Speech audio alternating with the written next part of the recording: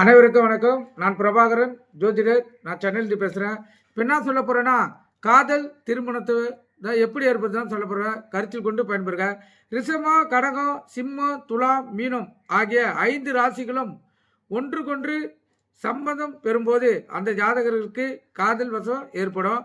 மேலே சொல்லப்பட்ட ராசிகளில் சூரியன், சந்திரன், சுக்கிரன் இருந்தால் கணவன் மனைவி ஒருவருக்கொருவர் பாசமாகவும் அன்பாகவும் இருப்பார்கள்.